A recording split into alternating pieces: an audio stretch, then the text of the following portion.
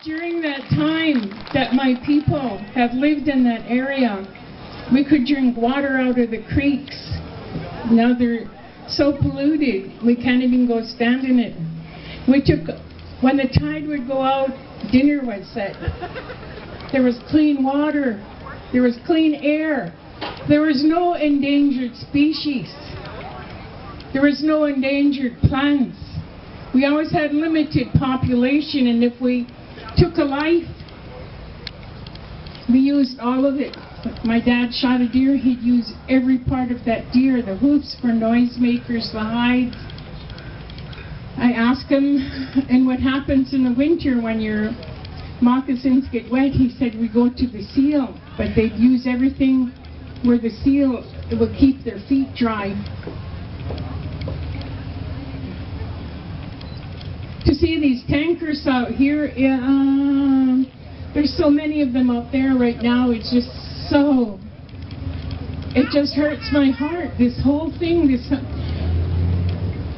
during contact, we got wiped out to 13 people. There were only 13 to Tsleil-Waututh people.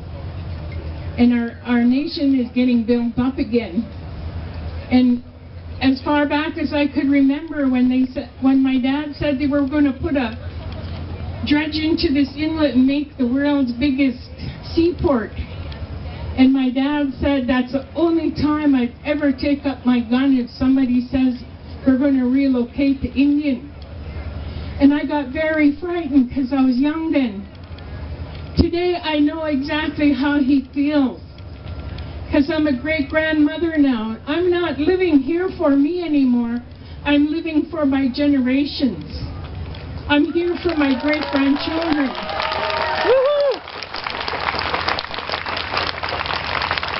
I'm not saying I want this or I want clean water, I want this or that. My granddaughter said it to me best. She said, I want my baby to enjoy the water the way I did and swim in it and do ceremony in it the way she did when she was growing up. It's been years since we were able to even go into the water. We get rash on our legs, and that to hear these two Texas billionaires, they want to dredge into our inlet.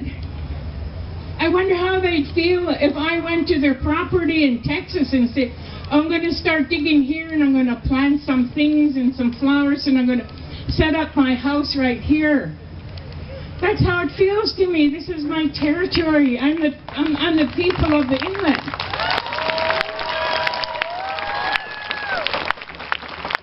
Or if I went anywhere, even if I went here and said I'm going to build a house right here or go in front of these buildings and say this is what I'm going to do, I'm going to claim this now.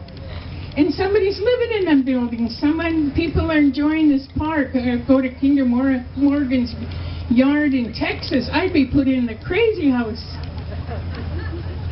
if I did that on their property. But it's okay for them to do it because they're multi-billionaires. And not only that, no, it's not all right. These people on the tar sands, I walked the tar sands. It looks like a nuclear bomb. In fact, it would have been kinder to drop a nuclear bomb on Lubicon. During the walk, I saw we were walking what used to be forest area, and I saw 3 birds, and one was dead on the ground. The people are getting ear infection, eye infection, throat infection, and cancer, and they're dying. I was taught when I was very little, my dad said you take a fish out of the water, you killed something. If you cut down a tree, you killed something. If you shoot a deer, you killed something. And these two are able to go into Alberta and put up them tar sands. They're breathing carbon monoxide 24/7. They said don't bath your baby no longer than 2 minutes in the water. It's that poison.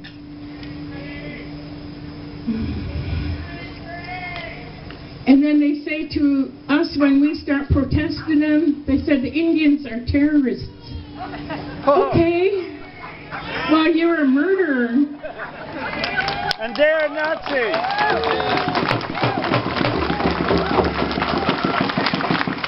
I saw this real nice quote just this morning. Only after the last tree has been cut down, only after the last river has been poisoned, only after the last fish has been caught, only then will you find that money cannot be eaten. That's a Cree prophecy.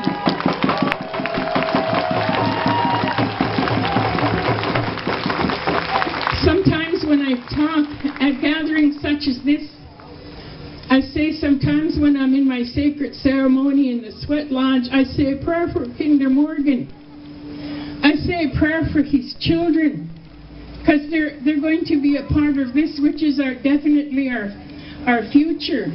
What do you want in your future? What do they want in their future? They couldn't even live long enough to spend the billions that they have, and if they bring in them tankers taller than the tallest Vancouver building, they're going to be making $1 billion. They're almost making $1 billion a shipload now. They could never live long enough to spend what they already have. Why don't they put their money towards something sensible like solar or wind energy or something?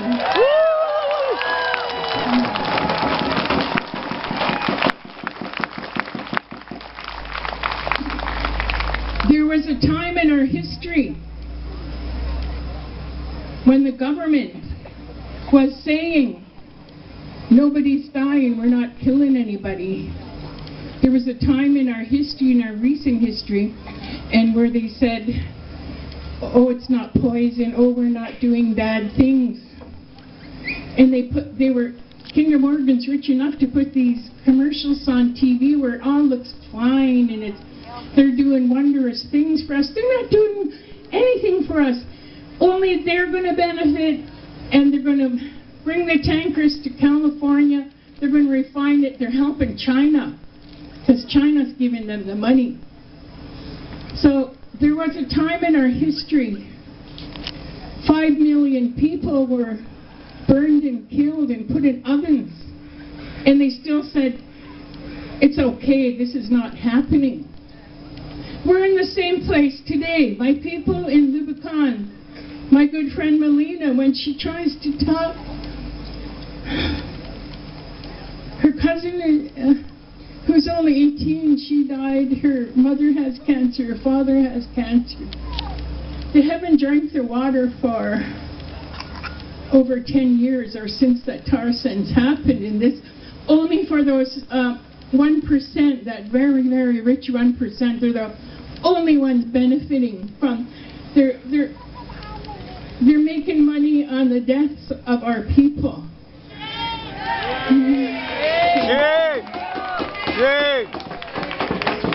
And the same as when that World War II happened, it's the same here, that we're getting the news, we're getting commercials on TV that Kinder Morgan are doing wonderful things for us.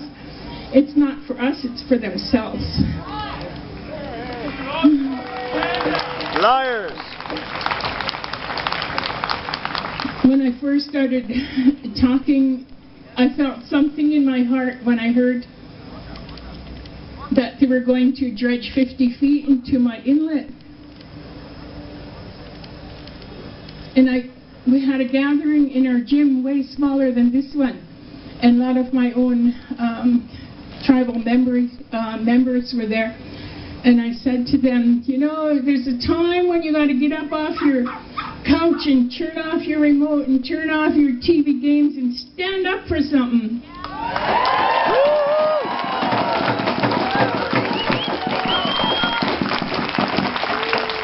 I told my people that. Now I'm telling all of you, you guys, warrior up, for God's sake.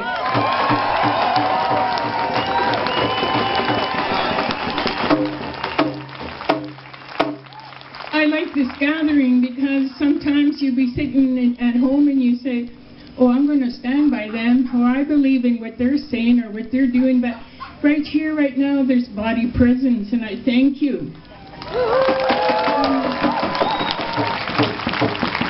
And I welcome you all here onto my territory.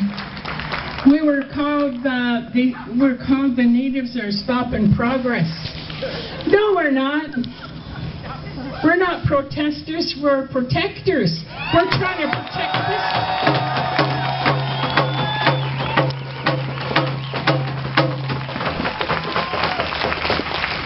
I thank you for your ears, and I thank you for listening to my words. I really, really appreciate it. Like I said, I'm not here for myself anymore. I'm here for my children, grandchildren, and great-grandchildren, that they'll have a better life than I ever did. Haichka, haichka. Thank you.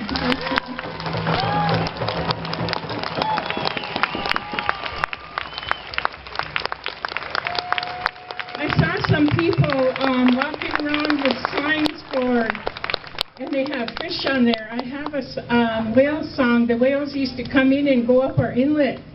So if you don't mind, I'm going to sing the whale song. It's sort of in the making. I'm going to sing it for the fish.